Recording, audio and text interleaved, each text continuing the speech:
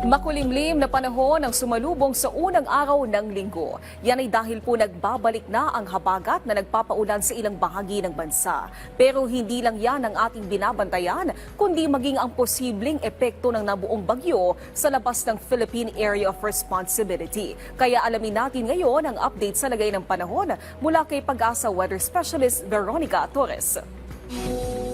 Magandang araw sa inyo at sa ating mga taga-subaybay sa PTV4. Ngayong araw ay southwest monsoon o habagat na nakakaapekto sa ating bansa at nagpapaulan sa Metro Manila, Calabarzon, Barm, Soxargen, Davao Region, Pangasinan, Zambales, Bataan, Occidental, Mindoro at Palawan. Mas magandang panahon naman sa nalalaming bahagi ng bansa, ngunit may mga tsansa pa rin ng mga localized thunderstorms.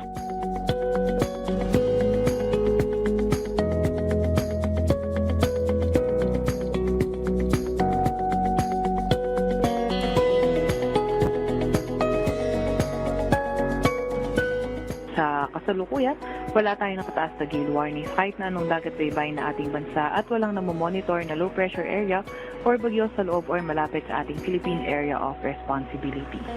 Gayunpaman, meron tayong minomonitor na bagyo sa labas ng ating Philippine Area of Responsibility kanina alas 3 ng umaga.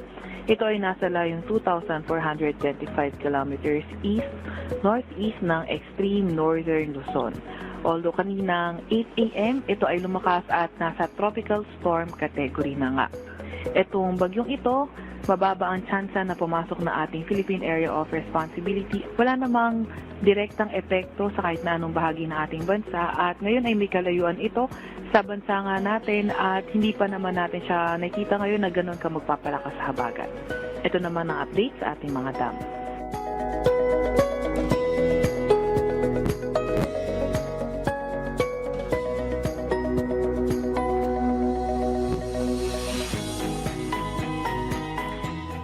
At yan nga muna ang pinakahuli sa lagay na ating panahon mula sa Weather Forecasting Center ng Pag-asa, Veronica Torres.